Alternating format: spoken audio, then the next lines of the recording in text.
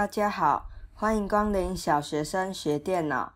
今天要教学的是功能最完整的短网址工具 Pixie。为何要使用短网址呢？除了能将冗长的网址变得简洁好记，也可以运用统计功能，了解连结的点击人数、装置、地区等资料，方便决定后续的改善或动作。那为何要选择 Pixie 呢？除了它拥有全中文的界面，免付费就够用，操作简易，它还有自定社群预览缩图与标题的功能，可以自定我们将连结分享到脸书等社群平台时出现的预览图和标题。例如在正常的情况下，系统会自动截取网站中的第一张图片，这时可能会截取到你的网站 logo。那透过这个功能，就可以让缩图变成自己想要的缩图。另外，我们发布问卷调查等表单时，会自动出现表单的缩图。这时呢，我们可以替换成活动图片，方便大家知道下一步该怎么做。还有，它拥有可依据不同装置导向不同网址的功能。例如，你的网站如果拥有电脑版和手机版，透过这个功能，可以依照装置转跳至适当的网址。或是你的网站拥有 App 版本，那点选此连结后，可以设定成 App 的下载页面。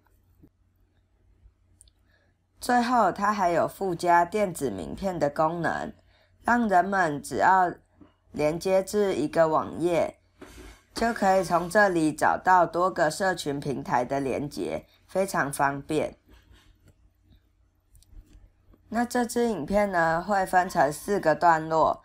第一是制作短网址与社群缩图，第二是设定依装置导向不同网址，第三是事后该如何查看统计报表，最后是该如何制作电子名片。那我们点选说明栏中的连结，来到 Pixie 的网站之后，点选右上角的登录。这时候呢，可以选择使用脸书账号或 Google 账号登录。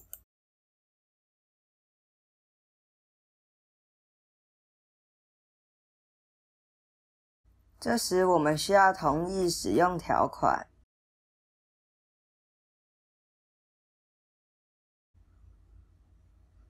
并且依指示设定显示名称和子网域，这样就成功登录了。那要如何开始建立短网址呢？首先，我们要先复制原网址，贴在网站中央的这个框框，并点选缩短网址。它会自动转跳到下一个画面。我们先选择复制并关闭。首先可以先设定短网址的结尾。这里呢，就可以编辑连结预览了。这里会先显示预设的图片。那我们如果要修改的话，可以点选上传图片。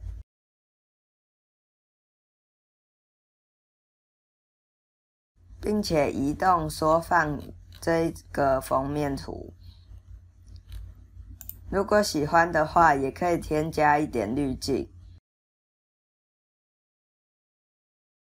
那我们也可以在这里输入文字和底图，按下套用之后，封面就会变成一个纯文字的封面了。那我们先调整回来。然后这里呢，可以输入标题和说明。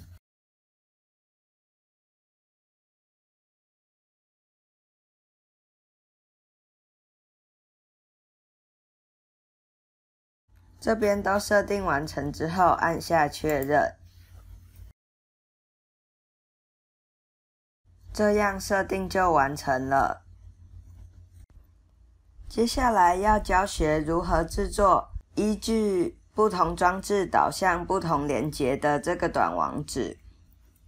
首先点选左上角回到首页，这时呢，先输入主要的网址。这里呢，一样可以修改缩图还有网址，那这边就不再多做说明了。主要修改的是目标设定。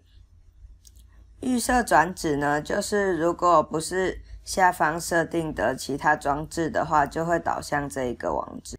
那我按下新增，这里选一个装置，先选择 iOS， 然后呢，贴上如果是 iOS 装置要导向的连结。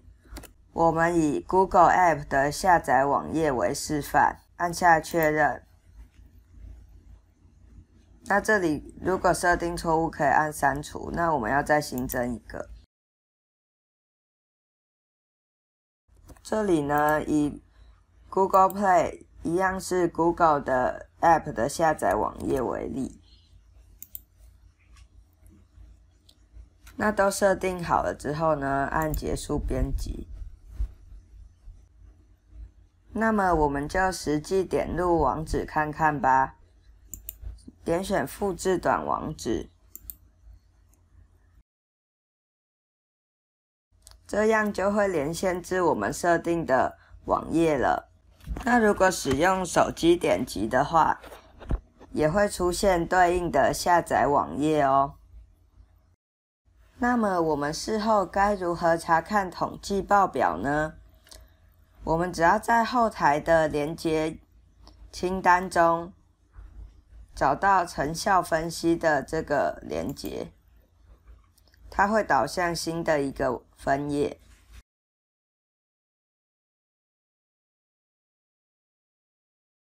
等待它载入完成之后，我们可以透过上方的选单来观看相关连结、时间、装置来源地区等。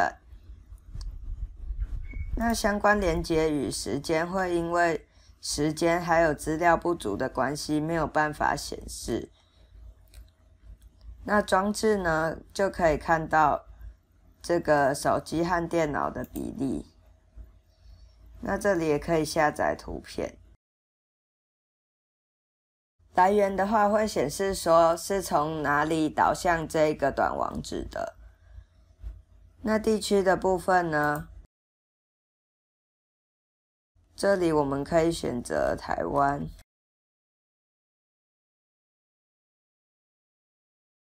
这里就会显示浏览连结的地区了。最后是刚才提到的电子名片功能，我们点选选单上的社群名片，到了这个网页之后，选择免费设定。这时候呢，可以打入显示名称，还有自我介绍。然后呢，下方可以设定社群平台，像是脸书账号。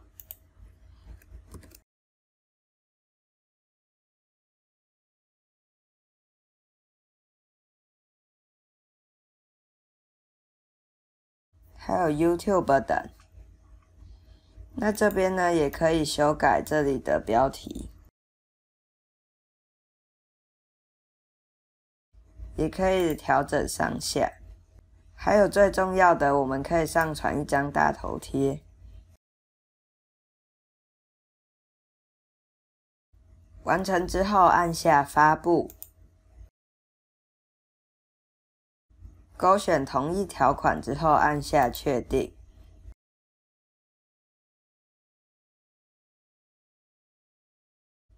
那么这边呢，我们可以复制连结。